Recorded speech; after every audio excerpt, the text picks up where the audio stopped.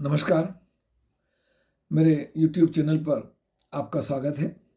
आज हम एक प्रेरणात्मक प्रसंग पर चर्चा करेंगे और यह प्रेरणात्मक प्रसंग श्री शशिकांत जी रुइया से संबंधित है, जो एसआर समूह के सह संस्थापक थे।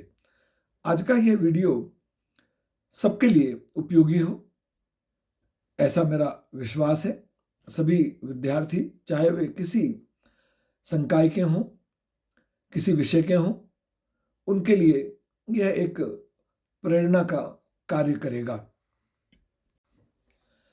किसी भी प्रकार की विपरीत परिस्थिति जीवन में आती है, संकट आता है, तो उस विपरीत परिस्थिति और संकट के समय घबराना नहीं चाहिए, बल्कि साहस से उसका सामना करना चाहिए। परिस्थितियां बदलेंगी, संकट दूर हो जाएगा और उस आपके सकारात्मक प्रयास से आपको सब कुछ अनुकूल करने में सहायता मिलेगी। धैर्य से परिस्थितियों का सामना करना इसके लिए आवश्यक है। आज की यह चर्चा दैनिक भास्कर के 27 नवंबर 2024 के संस्करण के कॉलम स्मृति शेष में उद्योगपति शशिकांत जी रुइया से संबंधित है। शशिकांत जी रुइया एसआर समूह के सह संस्थापक थे।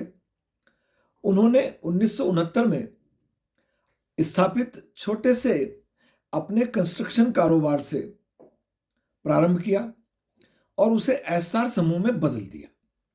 उनके नेतृत्व में समूह ने इंफ्रास्ट्रक्चर, मेटल, टेलीकम्युनिकेशन, तेल और गैस जैसे क्षेत्रों में अपनी पहचान बनाई। 5 दशक से अधिक समय में उनका कारोबार विश्व के लगभग 35 देशों में फैल गया। शशिकांत जी रुइया एक जुझारू प्रवृत्ति के व्यक्ति थे और लड़ाई को हारने के बजाय अंतिम समय तक लड़ने में भरोसा रखते थे, और इसी बात ने उन्हें संकटपूर्ण परिस्थिति से बाहर निकाल दिया। एक बार वह व्यापार की स्थिति को लेकर बहुत चिंतित थे। स्टील की कीमतों में वैश्विक गिरावट और उनके प्रोजेक्ट में देरी के कारण उन पर लगभग 2 लाख करोड़ रुपए का कर्ज था। परिवार की प्रतिष्ठा दांव पर थी, धूमिल हो रही थी। सबको लग रहा था दूर से कि एसआर समूह अब खत्म हो गया। उनके छोटे भाई रवि ने उस चिंता के दौरान उनसे कहा, आप चिंता ना करें, हम डूबेंगे नहीं, क्योंकि हमारी संपत्ति देनदारी से कहीं ज्यादा है। रुइया जी कहते हैं कि इस बात ने मुझे आने वाले अनेक वर्षों तक बहुत ताकत दी।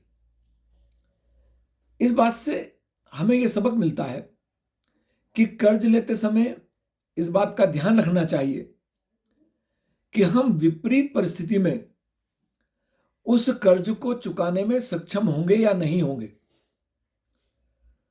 शशिकांत जी ने अपने कर्ज को चुकाने के लिए एक प्लान तैयार किया, एक मैप तैयार किया, और उन्होंने अपनी संपत्ति पर मोह छोड़कर संपत्ति को बेचना प्रारंभ किया और संपत्ति को बेचकर उन्होंने कर्ज चुकाना प्रारंभ किया, और इस प्रकार वह अपने आप को कर्ज मुक्त कर सके और फिर कर्ज मुक्त एसआर की एक नींव रखी गई। उन्होंने 2 काम एक साथ किए।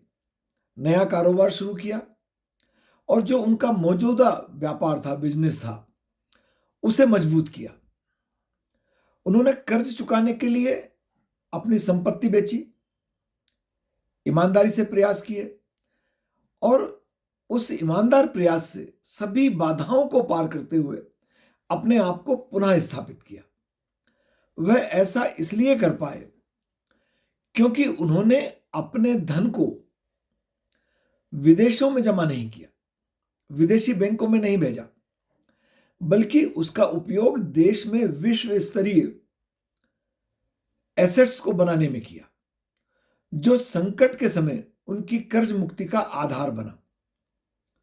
2022 में एसआर के कर्ज मुक्त होने के बाद शशि जी के बेटे प्रशांत ने एक संदेश में लिखा, चुनौतीपूर्ण दौर का अंत, पीछे मुड़कर देखें तो मैं अपनी प्रतिबद्धताओं को पूरा करने से खुश हूं, साथ ही नए अध्याय की शुरुआत।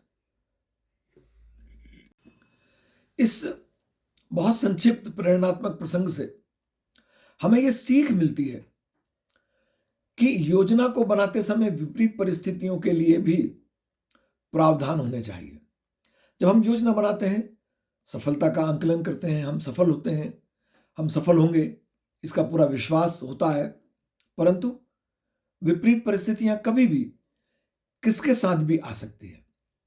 इसलिए योजना को बनाते समय विपरीत स्थिति आने पर उससे बाहर निकलने के लिए प्रावधान किए जाने चाहिए, योजना बनाई जानी चाहिए, उस योजना में उसे भी शामिल किया जाना चाहिए। कर्ज चुकाने की कितनी क्षमता है, उस आधार पर कर्ज लिया जाना चाहिए। ऐसा ना हो कि हमारी संपत्तियों से कई गुना कर्ज ले लें और फिर विपरीत परिस्थिति में उस कर्ज का निपटान ना हो और प्रतिष्ठा धूमिल हो जाए। यदि आपके पास अच्छे समय में आपने व्यापार से, ईमानदारी से अच्छा धन कमाया है, खूब संग्रह किया है, तो उस संपत्ति को विदेशी बैंकों में जमा करने के बजाय देश के विकास में लगाना चाहिए। देश में ही संपत्तियां और एसेट्स खरीदना चाहिए। यह पूंजी निवेश आसानी से बेचा जा सकता है, विपरीत परिस्थिति में आपके काम आता है, आपको विपरीत परिस्थिति से यह बाहर निकाल देता है।